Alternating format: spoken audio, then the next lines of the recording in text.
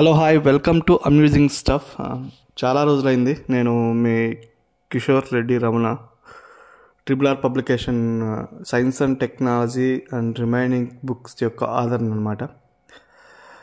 So exam postpone అయింది. To be frank, నాకైతే postpone కావడం అనేది ఇంట్రెస్ట్ లేదు. మనం ఎలా ఉండాలంటే, ఒక ప్రిపరేషన్ స్టార్ట్ చేసిన ఎవరైనా సరే ఎప్పుడెప్పుడు ఎగ్జామ్ వస్తుందా అని వెయిట్ చేయాలి. ఎనీవేస్ సర్కమ్స్టాన్సెస్ అన్నీ మన చేతిలో ఉండవు కాబట్టి ఎగ్జామ్ పోస్ట్పోన్ అయినా మనం దాని గురించి ఇబ్బంది పడకుండా ఇంకా చదవాలి. ఎగ్జామ్ పోస్ట్పోన్ కావడం వల్ల టూ థింగ్స్ ఉంటాయి. ఒకటి, కాంపిటీషన్ పెరగచ్చు, ఇంకోటి కాంపిటీషన్ తగ్గచ్చు. కాంపిటీషన్ ఎందుకు పెరుగుద్దంటే, ఈ సివిల్ స్టాండర్డ్స్ కానీ వాళ్ళు ఎలా ఉంటారంటే, వాళ్ళకి ఒక 4 monthsలో వాళ్ళకి బేసిక్స్ ఐడియా ఉంటుంది కాబట్టి ఒక 4 monthsలో ఈ కెపాసిటీ అంటే ఈ మొత్తాన్ని సబ్జెక్ట్ని, అంటే 2 పేపర్సే కాబట్టి మొత్తం 4 పేపర్స్, 2 ఎగ్జామ్సే కాబట్టి ఈ వీటిని డీల్ చేయగలరు అనమాట. ఎప్పటి నుంచో వాళ్ళు స్ట్రాంగ్ బేసిక్స్తో ఉంటారు కాబట్టి. ఇంకోటి ఏంటంటే, ఆల్రెడీ ప్రిపేర్ అయిన వాళ్ళు కొద్దిగా లీనియన్స్ వస్తుంది అనమాట. అలా అంటే ఎగ్జామ్ ఇంకా 4 నెలలు ఉంది కదా, అప్పుడు చదువుతాంలే అని లీనియన్స్ వస్తుంది అనమాట. సో ఈ రెండింటి వల్ల ఏమవుతుందంటే, మేబీ కాంపిటీషన్ పెరగచ్చు, కాంపిటీషన్ తగ్గచ్చు. ఎనీవేస్, కాంపిటీషన్ పెరిగినా తగ్గినా మనం చేసేదేం లేదు. మన వంతు మనం ఏం చేయడం అంటే, చదవడం, బిట్స్ ప్రాక్టీస్ చేయడం, మనం చదివిన దాన్ని రివైజ్ చేసుకోవడం, బిట్స్లో ఏదైనా తప్పులు చేసామా మనం మళ్ళీ ఆ రివైజ్ నోట్స్కి రాసుకోవడం. ఇది సింపుల్ సూత్రం అనమాట. ఈ సూత్రాన్ని ఫాలో అయితే 99% జాబ్ కొట్టచ్చు. సో ఏం చేయాలి? చదవాలి, చదివిన దాన్ని రివైజ్ చేయాలి, బిట్స్ ప్రాక్టీస్ చేయాలి. ఎక్కడైనా బిట్స్లో తప్పులు పోయాయా మళ్ళీ వాటి కంటెంట్ అంతా మళ్ళీ మన నోట్స్కి యాడ్ చేసుకోవాలి, దాన్ని మళ్ళీ రివైజ్ చేయాలి. రివైజ్ అంతే. సో ఈ సింపుల్ సూత్రం ఫాలో అయితే వస్తుంది. So coming to the amusing stuff వాళ్ళు, ట్రిపుల్ ఆర్ పబ్లికేషన్ వాళ్ళు కలిపి ఒక టెస్ట్ సిరీస్ కండక్ట్ చేశారు సైన్స్ అండ్ టెక్నాలజీ సంబంధించి. ఈ టెస్ట్ సిరీస్ని ప్రస్తుతం మేము ఈ 6th అంటే కంబైన్డ్ 6th, ఎందుకంటే టెస్ట్ సిరీస్ ఫస్ట్ ఎప్పుడో కండక్ట్ చేసినా కానీ ఈ ఎగ్జామ్ అన్సర్టైనిటీ వల్ల మేము ఆపామన్నమాట. ఎందుకంటే ఒకవేళ మేము టెస్ట్ సిరీస్ అంతా ప్రీవియస్ వాటికి, అంటే ప్రీవియస్గా ఉన్న షెడ్యూల్కే స్టిక్ ఆన్ అయిపోతే ఎగ్జామ్కి వచ్చేసరికి మీరు ఈ బిట్స్ అనేవి కరెంట్గా అప్డేటెడ్గా ఉండవు అనమాట. అందుకని చెప్పి మీరు నష్టపోతారని చెప్పి కావాలనే మధ్యలో ఎగ్జామ్ డేట్ ఫైనలైజ్ అయ్యేదాకా టెస్ట్ సిరీస్ కండక్ట్ చేద్దాం ఆపాము.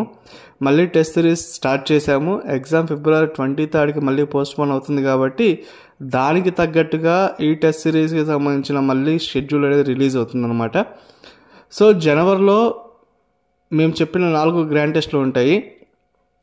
ఈ 6th అంటే ఈ 3rd చాప్టర్ నుంచి మేము కండక్ట్ చేస్తున్న వాటి నుంచి ఈ క్వశ్చన్స్ అనేవి fully updated with current affairs అనమాట. అంటే ఎలా ఉంటుందంటే, స్టాటిక్ అనేది ఒక 30 to 40% ఉంటే ఒక 70% కరెంట్ అఫైర్స్ ఉంటుంది. స్టాటిక్ కూడా ఏంటంటే, ఈ కరెంట్ అఫైర్స్లో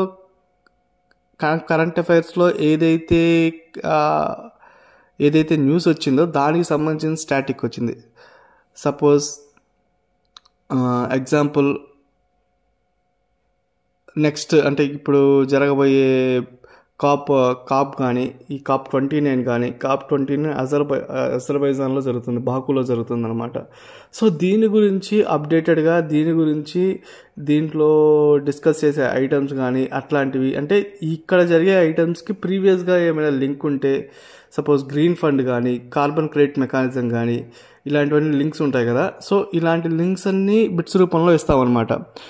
విత్ గుడ్ ఎక్స్ప్లెనేషన్ ఉంటుంది. దానివల్ల ఏంటంటే, మీరు సబ్జెక్ట్ నుంచి ఎప్పుడు డివియేట్ గారు. సో ఇలా కరెంట్ అఫైర్స్తో ఫుల్లీ అప్డేటెడ్ ఉంటుంది కాబట్టి better you go for this.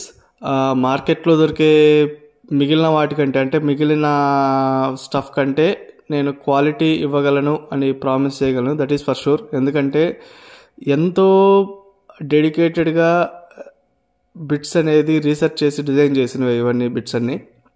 UPSC ఓరియంటెడ్లో ఉంటాయి మెయిన్ అవన్నమాట. అంటే ఇప్పుడున్న ట్రెండ్ ప్రకారం యూపీఎస్సీ ఓరియంటెడ్ ఇస్తున్నాం.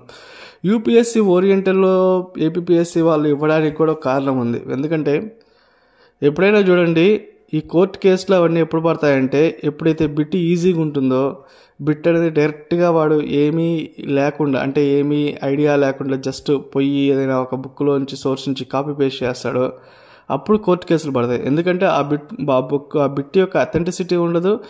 ఆ బిట్ ఈజీ బిట్ కాబట్టి చాలా వాటిలో కవర్ అయి ఉంటుంది. ఒక దాంట్లో ఒకలాగా ఉంటుంది, ఇంకో దాంట్లో ఇంకోలాగా ఉంటుంది. అదే ఎప్పుడైతే టఫ్ బిట్ ఇస్తాడో, టఫ్ బిట్ అంటే ఏంది, పేపర్లో నుంచి స్టేట్మెంట్ డైరెక్ట్ ఇస్తాడో, పిఐబిలో నుంచి డైరెక్ట్ తీస్తాడో, సైన్స్ న్యూస్ లెటర్లో నుంచి డైరెక్ట్ తీస్తాడో, వెబ్సైట్స్లో నుంచి డైరెక్ట్ తీస్తాడో, వాడిని ఎవరిని క్వశ్చన్ చేయడానికి వీలుండదు. అందుకని చెప్పి అది బిట్ టఫ్ అయినా కానీ సోర్స్ అనేది, వాడు తీసుకునే సోర్స్ అనేది పర్ఫెక్ట్ సోర్స్ అయి ఉంటుంది. అంటే డైరెక్ట్ వెబ్సైట్, అంటే ఇస్రో వెబ్సైట్ నుంచి కానీ, డిఆర్డిఓ వెబ్సైట్ నుంచి కానీ, లేకపోతే ఎన్పిసిఎల్ వెబ్సైట్ నుంచి కానీ అలా డైరెక్ట్గా ఇచ్చేస్తాడు అనమాట. అందుకని బిట్ అనేది ఖచ్చితంగా తప్పుపోదు. సో మ్యాక్సిమం మేము చేసిన బిట్లన్నీ ఇలా వెబ్సైట్ల నుంచి తీసుకున్నాయి అనమాట. So all the best. ఇంకోటి, ఎగ్జామ్స్కి బాగా ప్రిపేర్ కండి. జస్ట్ లైక్ ఎలా అంటుందంటే, ఇప్పుడు మనం వరల్డ్ కప్ గెలిచాం కదా, వరల్డ్ కప్లో ధోని, ఇప్పుడు T20 వరల్డ్ కప్ కదా, అంతకుముందు ధోని గెలిపించిన 2011 వరల్డ్ కప్ అనమాట. 4-5 వికెట్స్ పడినా కానీ ధోని వచ్చేసి చివరిలో మూమెంట్లో వచ్చి కొట్టి గెలిపిస్తాడు. సో ఫస్ట్లో మీరు చదివినా చదవకపోయినా కానీ చివరి మూమెంట్లో ఖచ్చితంగా చదవాలి. ఫస్ట్లో మీరు ఎంత చదివినా కానీ, అంటే ఫస్ట్లో సూపర్ చదివినా, బంపర్ చదివినా కానీ, చివరి మూమెంట్లో మీరు ఈ 4 నెలలు చదవకుండా నెగ్లెక్ట్ చేశారా, మీకు జాబ్ అనేది 100% రాదు. అంటే ఫస్ట్లో మీరు 30% చదివి చివరి 4 నెలల్లో 70% చదివినా ఓకే. ఫస్ట్లో 100% చదివి చివరి 4 నెలల్లో 10% కూడా చదవకపోతే జాబ్ రాదు ఖచ్చితంగా. సో మీరు ఇప్పుడు ఖచ్చితంగా ఈ 4 నెలలు పర్ఫెక్ట్గా హార్డ్ వర్క్ చేయండి. బిట్స్ సాల్వ్ చేయండి. బిట్స్ సాల్వ్ చేసి వాటిని రివైజ్ చేయండి. రివైజ్ చేసిన తర్వాత ఎక్కువ సోర్సులకు వెళ్లకుండా ఒకే సోర్స్ని కంటిన్యూ చేసి నోట్స్ చేసేసుకోండి. ఏదైనా బిట్స్ సాల్వ్ చేసిన తర్వాత రివిజన్కి ఎక్కువ ఇంపార్టెన్స్ ఇవ్వండి. ఈ 4 నెలల్లో కనీసం మీరు సిలబస్ని ఒక 3 to 4 టైమ్స్ రివైజ్ చేస్తే తప్పితే మీరు మీ గోల్కి దగ్గరలో ఉన్నట్టు కాదనమాట. All the best. ఇంకో న్యూస్ ఏంటంటే, ఈ టెస్ట్ సిరీస్ యొక్క వాల్యూ 499 నుంచి 399కి కొన్ని రోజులు తగ్గించడం జరుగుతుంది. It's for the sake of public అనమాట. ఇది ఓవర్ కాస్ట్ కాదు, still we are able to burden it అనమాట. Anyways, all the best. Keep going. బాగా చదవండి. ఎస్పెషల్లీ ఎన్నో సంవత్సరాల నుంచి ఎన్నో జాబులు వదిలేసి, ఎన్నో అవమానాలు పడి ఇంటిని దగ్గర నుంచి చాలామంది వస్తారు. నాకు ఆ స్ట్రగుల్ అనేది బాగా తెలుసు అనమాట. ఎందుకంటే నేను కూడా ఒకప్పుడు జాబ్ వదిలేసి వచ్చి జాయిన్ అయ్యి ఇలా క్రాస్ రోడ్స్ వచ్చి చదువుకున్నవాడినే. సో వాళ్ళకి ఎస్పెషల్లీ చెప్తున్నాను, ఇదే లైఫ్ అండ్ డెత్ లాగా ప్రిపేర్ కండి. డూ ఆర్ డై అంటే ఏందో కాదు, చదవడమా లేకపోతే సర్దుకొని ఇంటికి వెళ్ళిపోయి మూసుకొని ఏదైనా జాబ్ చూసుకోవడమా, అలా ఉంటేనే ఉండి చదవండి. లేదు ఇప్పుడు వరకు చదువుతాము టైంపాస్కి, తర్వాత ఏదైనా నెక్స్ట్ జాబ్లో చూసుకుందాము, ఇట్లాంటివన్నీ వద్దనమాట. ఇప్పుడు ఉంటే చదవండి, లేకపోతే ఇంటికి వెళ్ళి ఏదైనా జాబ్ చూసుకోండి. ఎందుకంటే APPSC, group 2 exam, civils exam, group 1 exam, ఇవే లైఫ్ కాదు. లైఫ్ అంటే చాలా ఉంది. క్రాస్ రోడ్స్లో లేకపోతే డిఫరెంట్ కోచింగ్ ఇన్స్టిట్యూషన్ల దగ్గర సంవత్సరాలు గడపద్దు. నా సింపుల్ లైఫ్ అనేది మీరు ఒక 15 సంవత్సరాలు 20 సంవత్సరాలు క్రాస్ రోడ్స్లో గడిపితే మీ లైఫ్లో ఆల్మోస్ట్ 20 కాదు, ఆల్మోస్ట్ 30% వరకు క్రాస్ రోడ్స్లోనే గడపడం జరిగిపోతుంది. అలా ఉండొద్దు. చదివితే పర్ఫెక్ట్గా చదివి జాబ్ కొట్టేసి వెళ్ళిపోండి. ఇన్ కేస్ లేదు నేను చదవలేదు అనుకుంటే ముందే వెళ్ళిపోయి ఏదైనా జాబ్ చూసుకోండి, అది బెటర్ పని అనమాట. Anyways, all the best. Keep going. బాగా చదవండి. RRR పబ్లికేషన్స్ నుంచి మంచి బుక్స్ ఇస్తున్నాం. మళ్ళీ next current affairs syllabus wise ఒక బుక్ వస్తుంది, అన్ని కరెంట్ అఫైర్స్ కలిపి. Next we are planning for the economy bid bank, chapter wise bid bank plan చేస్తున్నాం. Economy chapter wise bid bank plan చేస్తున్నాం.